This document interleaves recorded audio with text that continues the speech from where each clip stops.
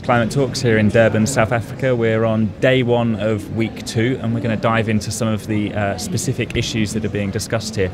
I'm delighted to welcome Davyth Stewart from Global Witness and Davyth, you're going to talk to us about forests and why they're being discussed at these talks, why they're important, and some of the minefield that we have to get through in order to make a success out of it, I hope.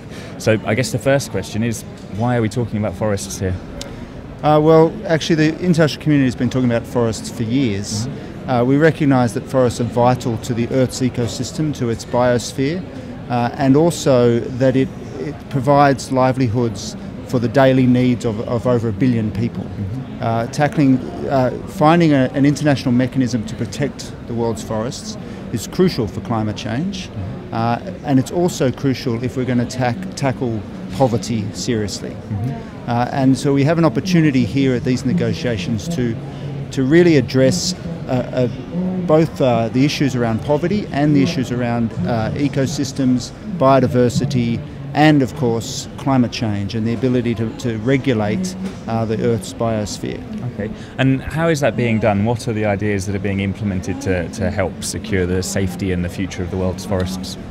Well, it's been a difficult process actually here in the climate change negotiations. These negotiations should be a good place to talk about forests, really, because forests are so crucial to climate. Unfortunately, because of the complexities of the science and of the politics of it, in an attempt to simplify the debate, the parties have tended to narrow the focus down to one aspect of forests only, and that's carbon, because of carbon dioxide is relevant to the atmosphere, and carbon is what makes up the woody mass of the forests. And so the negotiations have narrowed down to this one particular issue around carbon, and that makes it very difficult to deal with forests in a really holistic manner. So we needed to develop a whole series of safeguards around forest protection. You can invest in forests for its carbon, but you must have a series of safeguards in place that are going to ensure that by focusing on one narrow aspect of forest, you don't miss out on all of these other benefits that are relevant to forest, the livelihoods of the local people, the biodiversity, the environmental integrity of the agreement. And so you mentioned there some of the challenges of protecting forests in this broader sense. For example, the livelihoods of local people, how are they impacted by the destruction of forests, but also by the attempts to save them being implemented here? Well, all the studies show that areas of forest that are under the management of local communities have been much better at preserving their ecological function, their biodiversity, and the amount of carbon that the forests store. It's that one simple act of transferring management of forests over to local communities that have been living in and around the forests for forever. That one act actually in one fell swoop can save us a large amount of the problem in one go. But unfortunately in many countries that have a lot of forests, land ownership is very unclear. Traditional ownership, customary rights to land is generally not recognised, and even where it is, the government regulation, the land titling registry is usually pretty poorly managed and poorly kept, and so there's a lot of room there for other interests to acquire the land in which forests are located. Traditionally there has been a lot of conflict between local people who live around forests and large business interests that are trying to acquire the land either for conversion to palm oil plantations or to other types of plantations or for farming, and these conflicts have been around for a long time. Having now a new commodity, carbon, valued through this climate change negotiations, adds yet another value to the land and potentially brings in other interests that are going to be potentially again in conflict with local communities. And I know that this notion of kind of giving carbon a value and trying to deal with deforestation in that way is proved quite controversial here at these talks. There's some groups who say that this is definitely the way forward, this is the quickest way we're going to solve the issue, and there's others who are much more concerned and quite worried. What are some of the concerns associated with kind of turning forests into a commodity, an economic commodity based on their carbon, and then maybe even trading that?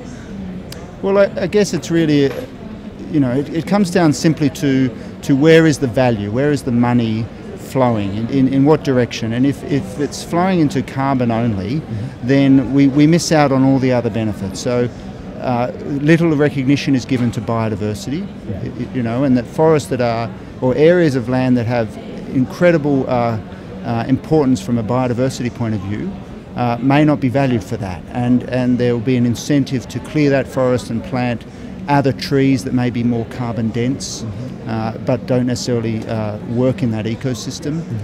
There may be, invasive species and so on. So you incentivize the money flow into a particular direction that fails to put a necessary value on all of those other externalities. The biodiversity, the numbers of species that are involved, and also simply the issues around local people's livelihoods. Forests provide food and medicine for a lot of people. The carbon is useful for local fuel as well. And if people are not having access to all of those all those wonderful benefits that forests can provide them, simply because governments are moving in the direction of promoting one particular commodity, carbon, and failing to promote other sorts of benefits, then we risk sort of losing one in favour of the other. And when it comes to these talks, who are the big players concerning forests? Who are the countries that you need to keep an eye on in the negotiations? Well, obviously the biggest player is Brazil, and also Papua New Guinea, DRC, the Congo Basin countries. I mean, the countries with the obvious candidates are all very important in these negotiations, and I think that's an important point to remember, that these countries are negotiating. They have a lot of forests, and so they're looking for a mechanism that is obviously going to most favour themselves.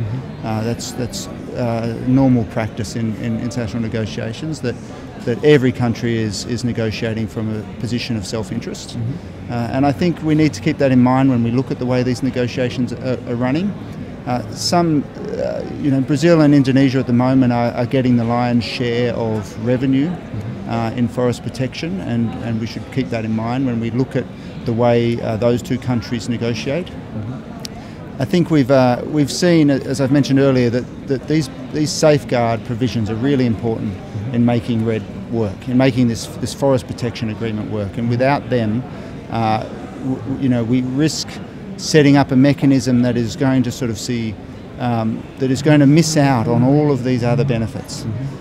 Now, countries need to find their own way of attracting revenue into their countries to invest in their forests, and at the moment they need to be. Watching these negotiations, I'm concerned by the lack of effort to promote and improve the level of investment in all of these all of these other benefits, the biodiversity and the livelihoods. And this focus on carbon, I think, is really going to put a lot of countries at risk. It's not in their own interest to focus on those factors. Well, so if I can follow up on that then, what is the status of the text as it stands? I know that there's a negotiating text that all the countries are trying to come together and solve it and come to an agreement, but where do we stand? How good or bad is the situation? Yeah, so that's probably a crucial point to make here. I think that the negotiations over the last week have tried to develop an international agreement around the protection of forests, and the plan now is to promote that forward into the ministerial level of the negotiations.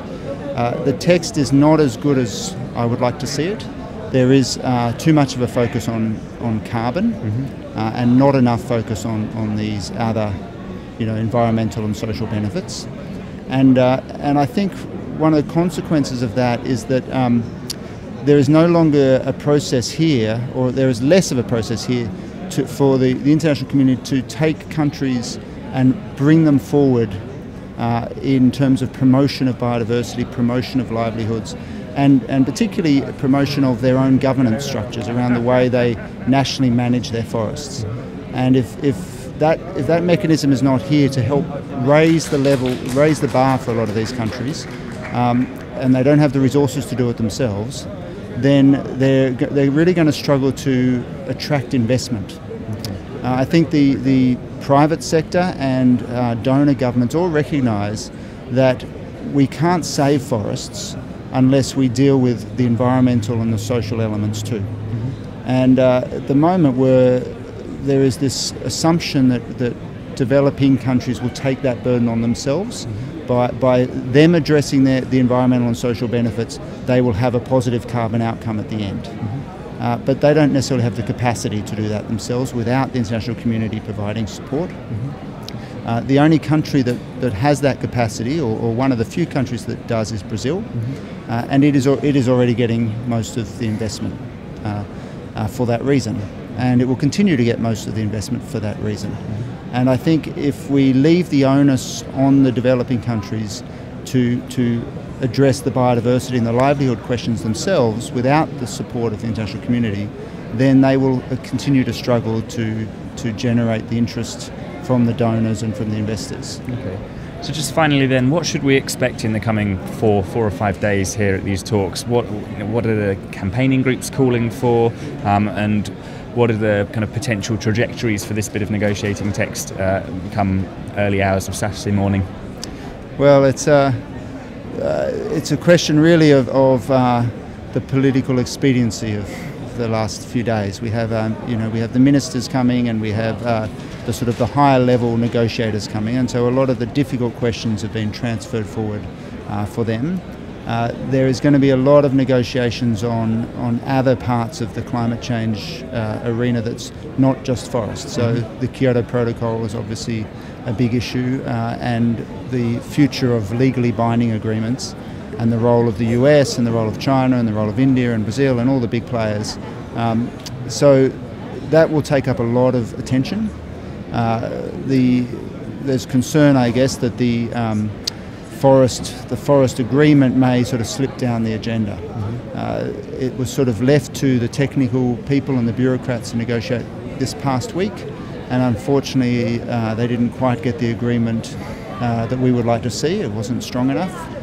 There is concern that the next level up, the ministers may be reluctant to sort of go back and visit it, but there certainly will be a push to strengthen it a little, and to ensure that if we can't get an outcome here that is good enough, that we don't sign off on it here.